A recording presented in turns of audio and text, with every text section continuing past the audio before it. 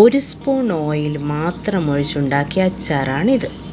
ഇതിൻ്റെ മുകളിൽ മസാലയുടെ ലെവൽ കഴിഞ്ഞ് ഇച്ചിരിയുടെ മേപ്പോട്ട് നിൽക്കത്തക്കൊണ്ട് ഇങ്ങനെ ഓയിൽ ഒഴിച്ച് വെച്ചാൽ 4, 5 അല്ല 10, 15 വർഷം ഇരുന്നാൽ ഈ അച്ചാർ കേടാകത്തില്ല.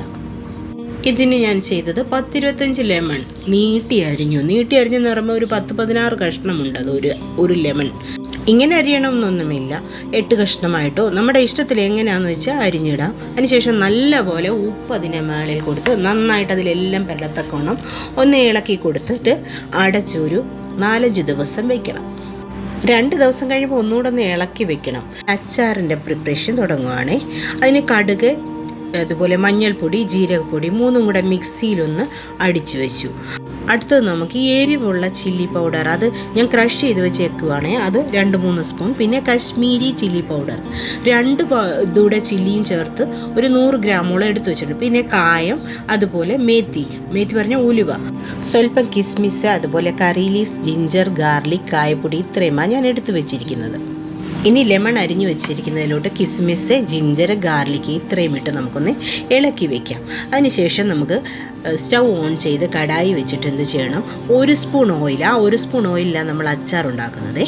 1 സ്പൂൺ ഓയിലിലേക്ക് മേത്തിയും കായക്കട്ട ഞാൻ ഞുറുക്കി വെച്ചിരുന്നു അതും ഇട്ടു. കരിയാപ്പത്തി ഇത് ഒന്നും കൂടെ നന്നായിട്ട് ഫ്രൈ ചെയ്യണം അതിനകത്തെ. അതിനുശേഷം നമ്മൾ മിക്സിയുടെ ജാറിൽ പൊടിച്ച് വെച്ചിരിക്കുന്നത് ഇട്ടു. അതും ഒന്ന് ഇളക്കിയതിന് ശേഷം നമുക്ക് മുളക് പൊടി മൊത്തം ഇടണം, ഉപ്പും ഇടണം സ്വല്പം. ഇതെല്ലാം നമ്മളുടെ ആവശ്യത്തിനുള്ളതാണ് ഈ ഉപ്പൊക്കെ ഇടുന്നത്. അതുപോലെ കായപ്പൊടി മറ്റേ കട്ട മെൽറ്റായി വരുന്ന സമയം എടുക്കണം. ഒരു മണം കിട്ടാൻ കായപ്പൊടിയും ചേർത്തു നന്നായി ഇളക്കി യോജിപ്പിക്കണം. ഇങ്ങനെ നല്ല രീതിയിൽ ചൂടാകണം ആ മസാലയൊന്നും. അതിന് വേണ്ടിയാണ് ഒന്ന് ഇളക്കി കൊടുത്തേച്ച് എന്ത് ചെയ്യണം, നമ്മൾ വാങ്ങി കുറച്ച് നേരം ഒന്ന് ആറാൻ വെക്കണം.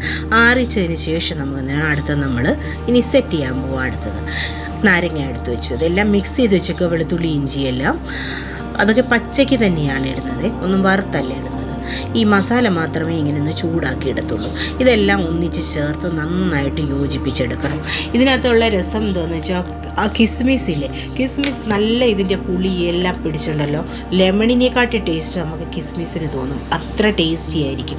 നന്നായിട്ട് ഇതെല്ലാം ചേർത്ത് നന്നായിട്ട് ഇളക്കി ഇനി ഉപ്പൊന്നും ഇടണ്ട. ഉപ്പ് നമ്മൾ സ്റ്റാർട്ടിങ്ങിൽ നല്ല പോലെ ഒന്ന് ഇടുന്നുണ്ടല്ലോ, ആ ഉപ്പും മതി.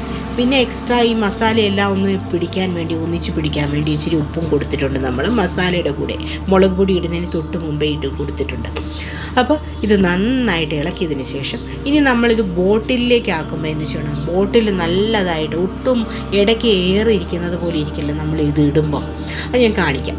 ബോട്ടിലോട്ട് ഇടുമ്പോൾ നോക്കി ഒരു 2-3 പ്രാവശ്യം അങ്ങനെ ഇട്ടതിന് ശേഷം നേരെ ഒരു 1/4 ഭാഗത്തോളം ഇട്ടതിന് ശേഷം എന്ത് ചെയ്യണം, ഇനി ഇതിനെ നല്ല പോലെ ഇടിച്ച് താത്തു കൊടുത്ത് ഒട്ടും എയർ വരരുത്. സൈഡിൽ നമുക്ക് ഇടയ്ക്ക് ഗ്യാപ്പ് വരുമ്പോൾ എന്ത് ചെയ്യും, ഇതിനകത്ത് നമ്മൾ ഈ മേൽവശം പൂക്കാതിരിക്കാൻ ഓയിൽ ഒഴിക്കും.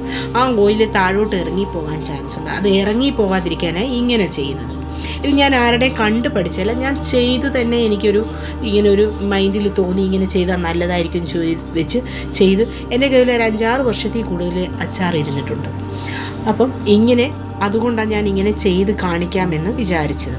എല്ലാവരും കാണുമ്പോൾ ആളുകൾക്ക് ഒത്തിരി ചെയ്ത് വെക്കാനുള്ളവർക്കൊക്കെ ഇത് നല്ല യൂസായിരിക്കും. ചെറുതായിട്ട് ചെയ്യുന്നവരല്ല ഇങ്ങനെ ചെയ്ത് വെച്ച് ഇതാണ്ടോ മേളിൽ മസാല മേപ്പോട്ട് ബോട്ടിലൊന്നും നിൽക്കാതെ അതെല്ലാം ടിഷ്യൂ വെച്ച് തുടച്ച് ഞാൻ മാറ്റി. നിറഞ്ഞിട്ട് ഇത്രയെങ്കിലും ഗ്യാപ്പ് വെച്ചേക്കണം. നമുക്കതിനകത്ത് ഓയിൽ ഫില്ല് ചെയ്യണം പൂക്കാതിരിക്കാൻ.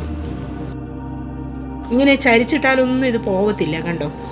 കാര്യം അത്രയും നമ്മൾ ടൈറ്റാക്കി വെച്ചിരിക്കുക, ഈ മസാലകളെല്ലാം കട്ടിക്കിരിക്കുക ഓയിലൊന്നുമില്ലാതെ. അതുകൊണ്ടാണ് ഇനി ആ ലെവലിൽ നമ്മൾ ഓയിൽ ഒഴിച്ച് വയ്ക്കുക.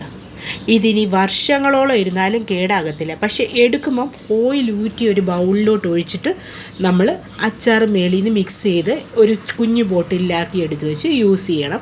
വീണ്ടും ഇതുപോലെ ഈ ബോട്ടിലുള്ളിടം തുടച്ച് ക്ലീൻ ചെയ്തിട്ട് ഇതുപോലെ തന്നെ ചെയ്ത് വെക്കുകയും ചെയ്യണം.